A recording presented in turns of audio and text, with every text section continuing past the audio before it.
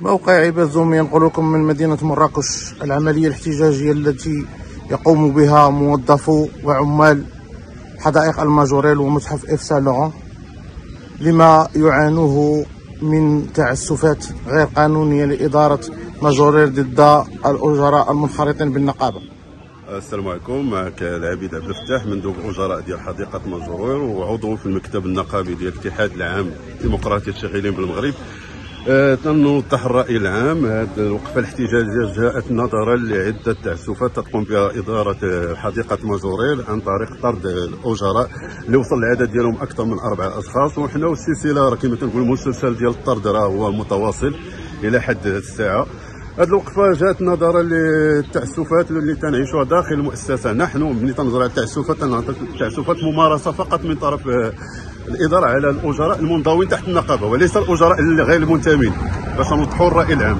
هذه الممارسات اللي وقعت عن طريق عده تعسفات. التعسفات كانت ممنهجه ومبرمجه لاجل الاطاحه بهذه الاجراء من اجل ارتكاب اخطاء جسيمه على ما يعتقد في الراي ديال الاداره المحترم، ولكن في الواقع هو الا سلسله من جذب هذه الاجراء من اجل ترك العمل ديالهم، وهذا تمارس علينا وكنا قمنا بعده لقاءات وطالبنا ان السلطات تدخل في هذا، وكان فعلا كانوا محاضر وما تستجب الاداره المسطره الوديه ولا المسطره الحبيه باش نكونوا نقلبوا على واحد الحل وسط اللي تيرضي الطرفين وكيحمي السلم الاجتماعي داخل المؤسسه من طرف هذه الاداره على هاد الناس المنضوين تحنا. وكما تشوف الناس راه هما تيقوموا الان بواحد الوقفه احتجاجيه سلميه، تنأكد عليها سلميه لانها تدخل في اطار النظام العام للوقفه الحريات العامه، وهذا ماتم.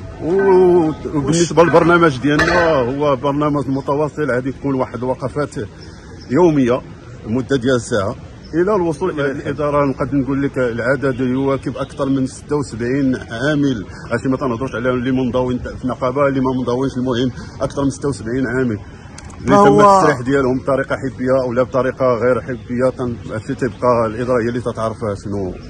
ما هي الاسباب يعني اللي كتؤدي على الطرد ديال هاد الاجراء؟ دونك الاسباب بالنسبه لهاد الاجراء اللي تشوف اليوم واقفين قدامك، السبب الوحيد هو ممارسه واحد الحق دستوري اللي هو حق النقابه.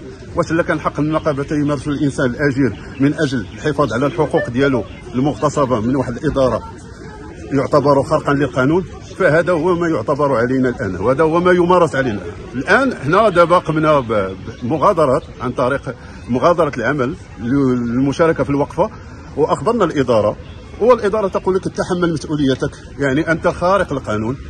لو كنا خارق القانون تنطالبوا من الجهات الرسميه والجهات المسؤوله ان تنصفنا. وعاش صاحب الجلاله نصره الله والله يشافيه لينا والله يحفظه لينا.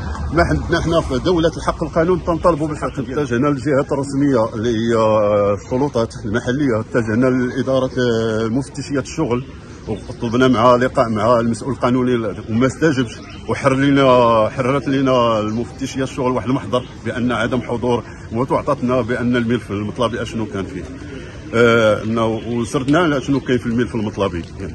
وبالنسبه لحد الان كانت واحد اللجنه اقليميه ما تمش، نظرا اللي كنا تناشدوا انها تتم لوجود واحد المسطره حبيه المصالحه، وما التزمش الاداره. وبعد ذلك تنتصادفوا ان كاين هناك هذاك المسلسل ديال الطرد مسترسل، وحنا في هذه اللحظه راه حنا مهددين. نقدر انا ملي تنهضر معاك اليوم راه تلقاني مطرود.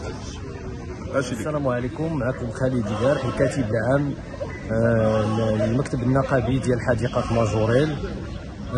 حنا قايمين الان بواحد الوقفه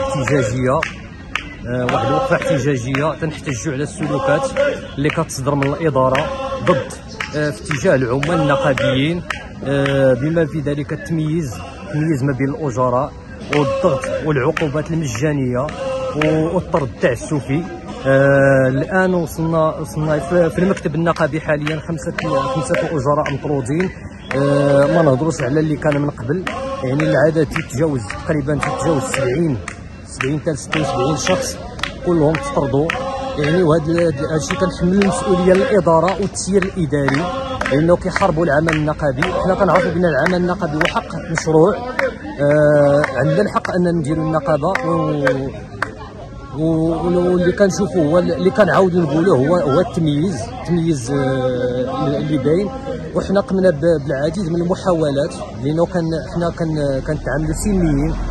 قمنا بالعديد من المحاولات بما في ذلك مفتشيات الشغل، السيد القائد، السيد الباشا، ووصلنا للولايه اللجنه الاقليميه، لجنه الصلح في الولايه. يعني ما وصلناش حتى شي نتيجه مع هاد الناس. فاحنا بالعكس كل ما كنشوفوا كنتجهوا لشي اداره كنرجعوا للعمل ديالنا، كنلقاو تصعيد اكثر فاكثر، يعني عقابا على ديك الخطوه اللي درنا. ولهذا حنا اتجهنا دابا للوقفات الاحتجاجيه، وحنا غاديين بواحد النضال دابا اللي غادي يكون ساعه كل يوم كيكون الحل من طرف هاد الناس، وحنا كنحملوا المسؤوليه للاداره والتسيير الاداري. قول لي الله يجزيك بخير، واش ملي كتقصد الاداره كتقصد الاداره ديال حدائق الماجوريل في فرنسا، ولا كتقصد الاداره ديال الماجوريل هنايا في المغرب؟ كنحملوا المسؤوليه للاداره اللي كاينه هنا في المغرب، انه التسيير الاداري هو اللي وصلنا لهاد المشاكل هذه.